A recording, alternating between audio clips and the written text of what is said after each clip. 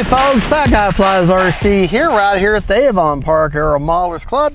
This is the Arrows P-51D, and big shout out to Hobby Zone for sending me out. I want to give you a little truth. Y'all watch me do the unboxing and build or assembly videos of this one and the T-28 Trojan. I have flown both of these planes once already, about a week or so ago, but the weather was so bad and my poor baby couldn't keep it in frame because the wind was just blowing them all over, and the footage just absolutely came out horrible. And so this is not going to be, this is like hopefully a good maiden. So technically it's not a maiden because if you put her in the air, that was your maiden. But this is hopefully the first good flight of her. And like I said, the footage just was not usable.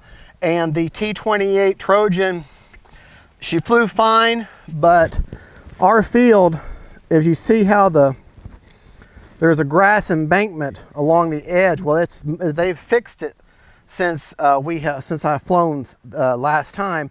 And down there at that edge, I landed that T-28 basically at full speed, and that embankment was much higher than it is now. It hit that nose gear and just stripped out that front gear. It was not the plane's fault, it was completely my fault. I'll probably still put that particular maiden online. I just haven't done it yet, but that's why you don't see me. You're waiting on the maiden for that plane. Well, I'm waiting for a nose gear to come in. Even though Hobby Zone sent me the plane, I told them what happened. I said, well, no, I'm gonna buy the gear because that was my fault, but it's coming on the slow boat from China, so it'll be here probably next week, and then we'll get the official maiden put in then. But now, and also I learned in that flight, both of these, this plane and the T-28 are so light, and they're so well designed, and they fly good, but they're just so small and light that I originally had put the Gen 2 7-channel receiver in them with no kind of gyro. But when you have such a light plane and you have wind, it's better to have a gyro just to help you with that. So I put in the Gen 2 stabilized receiver. So this doesn't come with a reflex or the vector system. This is just a straight warbird. So I put in the Gen 2 stabilized Lemon RX receiver, and I now have AS3X or wind mitigation. So that's what I got. So let's take the Mustang up. My rates, just so you know, are 100% throws over 30% expo, all the way around. Right, left, up, down, right, left. Motor is on. And one thing that this plane has, the T-28 does not have it, I don't remember now, has reverse. That's something they have added. So that is really cool. All right, well, let me get back here by my precious camera lady, and let's get this flight in. We'll call this the first official maiden, even though technically it's the second flight. All right.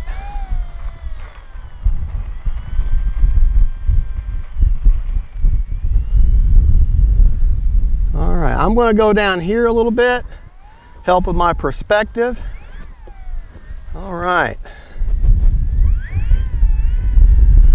Here we go. Hold on.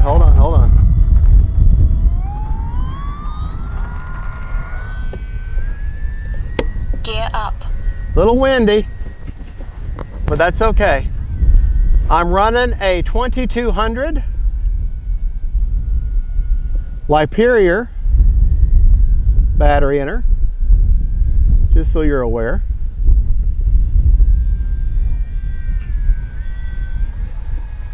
Still have the drop tanks on her, and they just slide on. Man, I got this bug or fly or something. Oh, and I can definitely tell. Gear down. I can definitely tell that that gyro's working. Time remaining 4 minutes. All right.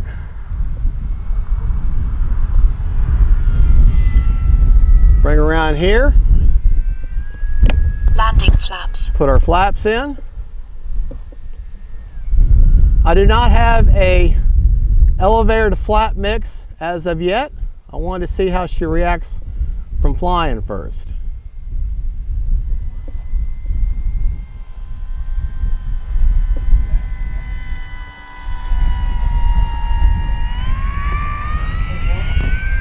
All right. Flaps up. I didn't land, I know. Landing flaps. Try that again.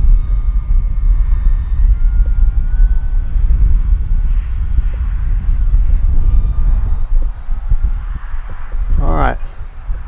We're going to try to land it this time.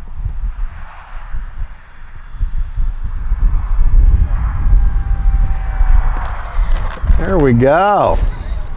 Takeoff flaps. All right, we're going to do takeoff flaps this time. All right. I'm going to pause the film for just a second while I pick up my camera lady sunshade. Prop secured. I'm going to pause right there for just a second, folks. All right, folks, we're back. We're going to take off again. We got our landing flaps in. All right, got our takeoff flaps in, sorry. Time remaining 3 minutes. Right. It is windy out here. Very windy. Landing flaps. All right, we're going to bring her by slow, into the wind.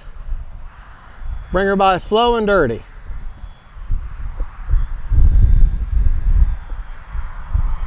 As you can see, the wind is just pushing her all over the place.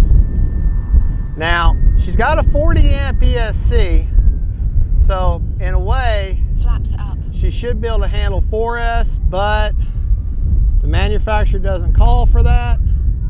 So I'm not advising you to fly her in 4S. So, all right, I'm gonna bring her in, no flaps this time, but into the wind. Maybe we're gonna land her, maybe not. Yeah, the wind is absolutely messing with her. Gear up. All right, gears up. Let's bring her by.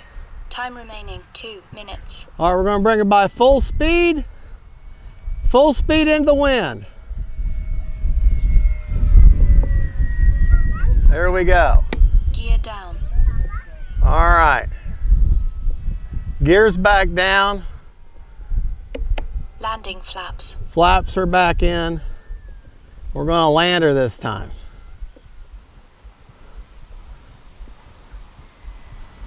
All right. Great plane. It's just, it's so windy today. Oh my goodness.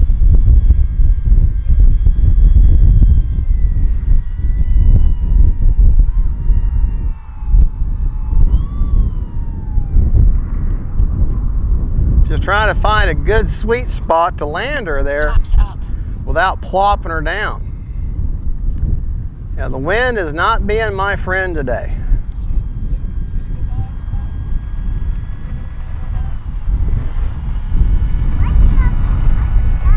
All right, let's get her turned around here. Prop All right. Talk about this for just a minute. The features of this plane have already demonstrated you have reverse thrust in the plane. You've also got retracts. These tanks just simply slide on and slide off, so if you want a little more speed and less wind resistance, you can take those off. She's got flaps. That right there is my takeoff flaps, Landing flaps. and that's my landing flaps. She does have foam hinges all the way around, so I do suggest they are reinforced with a little bit of laminate, but over time I suggest you put either some Blenderm tape or perhaps that beacon hold the foam, just paint it in there with a Q-tip, a thin layer of it, and that'll help protect your foam hinge. And pretty much that's it. She runs on a 4-cell 2200, and it's pretty much all you can put in there. If you look, let me know when you got that. There is a channel that battery slides in, okay? It's kind of hard to see, but it slides in there, and then that battery hatch acts as a dam that holds that battery in, so you don't have to put any Velcro in or anything in there. That's where I have the